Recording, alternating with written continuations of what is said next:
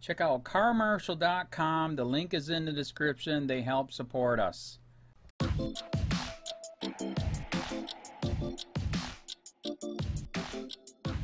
We have identified 742 identified serial rapists. 742 identified serial rapists. But what's even more astounding than that, over 50 of these 742 have 10 to 15 hits apiece. You heard so. Over 50 of the 742 have 10 to 15 hits or more apiece.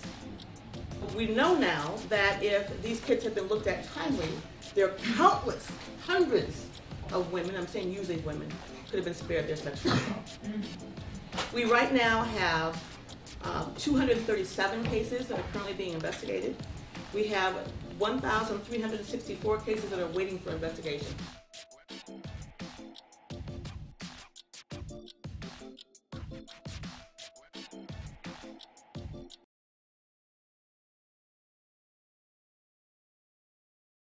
Prosecutors finally look at neglected rape kits and found cops let 817 serial rapists walk free.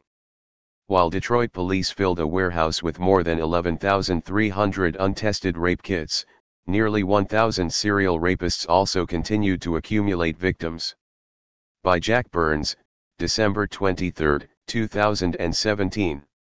Detroit, Michigan. A team led by Wayne County Prosecutor Kim Worthy has devoted countless hours over the last 8 years to test a backlog of more than 11,300 rape kits that were found in a police storage warehouse. As a result, they have found that nearly 1,000 serial rapists assaulted multiple victims, and because of the inefficiency of Detroit police, the rapists were never charged. The prosecutor and her team began tackling the major task of testing each one of the 11,341 rape kits back in 2009. The Detroit Free Press interviewed Worthy to discuss her team's findings, the most disturbing of which is that there are 817 serial rapists still on the loose who have attacked more than one person. Worthy discussed her county's plight, as well as the battle the rest of the nation is facing. She said in part, "There are estimated to be 400,000 untested rape kits in the country. In one city, in one county, in one state, we had 11,341. Number one, this problem is a lot more pervasive than people could ever have imagined. Number two, because few victims file a report, that means there is much more sexual assault going on, that it's much more pervasive than people think. I think nationally the number is about 20% of rapes that are reported, and when you get to the prosecution stage it's very, very little. That's very sobering, very sad and very pathetic." Worthy then dispelled all doubt about whether or not the majority of the serial rapists assaulted just two individuals. She said many of the 817 have raped almost a dozen or more. Read more. Dogs and toddlers breathe a sigh of relief as over 400 cops call in sick. A rapist rapes on average 7 to 11 times before they're caught.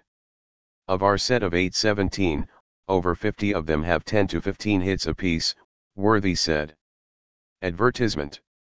The thought that over 50 individuals have raped more than 10 victims each should come as a wake-up call for the county's residents, who apparently struggle with an epidemic of sexual assaults taking place on their streets. Worthy said she is not sure how police should do their jobs to prevent rape crimes, or how they should go about pursuing the perpetrators, but she said that testing the remainder of the rape kits will take another 3 years. For now, Worthy said she has some ideas on how to hold law enforcement accountable. She believes a rape kit should be tracked just as a UPS package gets tracked and sent from city to city. We knew that if you could track a package, when you order something online, you ought to be able to track a rape kit in your own state, Worthy said. Michigan state law allows for a 90-day turnaround time on rape kits, but that is clearly not happening, much to the chagrin of rape victims. The prosecutor said the mindset of police investigators is also something that must change. Worthy conveyed one callous phenomenon which must cease. We reviewed many police reports where the officers dismissed victims because they didn't act the way they thought they should act. They just closed cases, even cases where I think they believed the victim.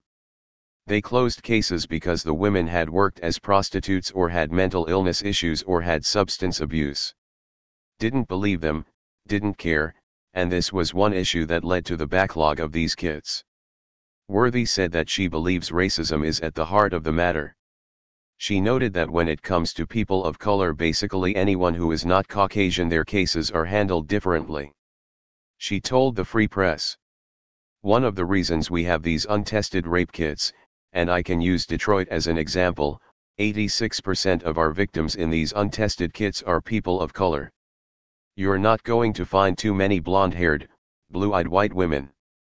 Because their kits are treated differently, their cases are solved.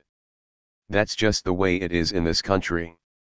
If you're a person of color, if you're a different economic class, then your case across the board, not just sexual assault, they're treated differently."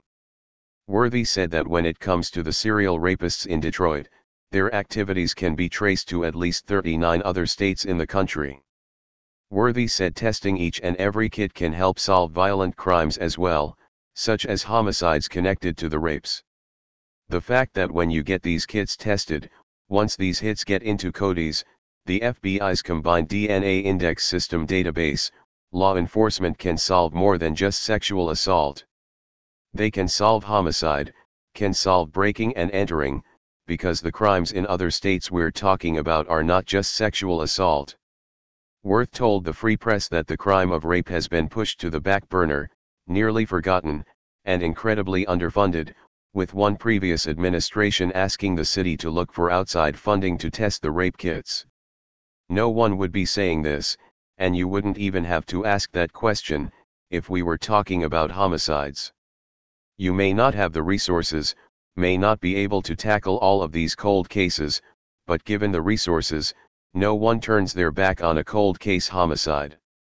So we wouldn't even have this discussion, but because it's sexual assault, for whatever reason, it's very easy for some folks to sweep this under the rug. Worthy's comments underscore a pervasive problem in the United States, as tens of thousands of rape kits remain untested across the country. The fact that many of the assaults are being committed by serial rapists is alarming, confirmed by Wayne County's own findings, which could be a representative sampling of the nation. Read more. This cop was rounding up children, but it wasn't to harass or arrest them.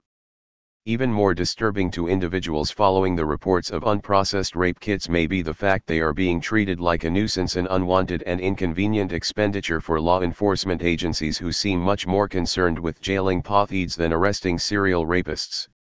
The following video is from 2016, when the number of serial rapists was below 800. This is Wayne County Prosecutor Kim Worthy addressing the issue.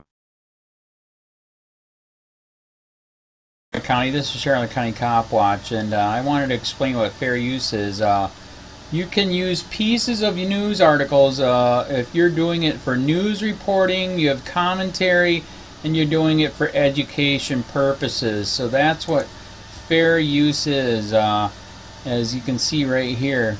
Another reason why I wanted to make this video is to let you know I just joined with Patreon. A nice thing with Patreon, I make no money on YouTube. They took the money away years ago, and so this is another way to give, and it's a nice thing too because you can give monthly. You can give $1, $5, $10, whatever. I do 4 to 5 hours a day on trying to wake the sheeple up on how corrupt it is and different ways that you can fight the corruption. So Patreon is a way that you can do it, and then of course the old way is still there. Donate to Sheriff County Cop Watch with PayPal or credit card. So keep that in mind. 4 to 5 hours a day. I make no money, but the corruption happened to me and I'm sick of it, so I'm trying to wake people up. But my wife would love it if some, if we could get some help out there. There's 47,000 subscribers. Just think if each one of you subscribers just gave a, let's say, actually, yes, $1 a month. 47,000 subscribers gave $1 a month. That would be awesome. That's not going to happen. But anyways, that would be great if it did happen. But you know, do the math in your head. Just think about it. Like I said, 4 to 5 hours a day. I get no money from YouTube. YouTube has gone nuts. You can't do anything anymore. They're taking the money away everywhere. So these are a couple different ways that you can still help out with all this time that I put in. And as you know, I'm in a special situation where, you know, at least I can do it. You know, 4 to 5 hours a day. We have a cleaning company during the day. That's what allows me to do this, and we're debt free. So this is my hobby. I don't go fishing and all that other crap. I try to save the world. So help me out to make the wife happy, man. In fact, if you guys did give $1 a day, and there was 47,000 of you, and you did it, and each of you gave $1, and that was every month, oh my God, yes, I could quit. I could start suing them. Another idea too that we have is, you know, if I got, you know, some funds, we could actually contact everyone that has been ticketed and or arrested and put in jail and start sending them postcards to let them know we're here, and to see if everything went all right, and if it didn't, find out their story. So we could even do more investigations and more lawsuits. Lawsuits take money.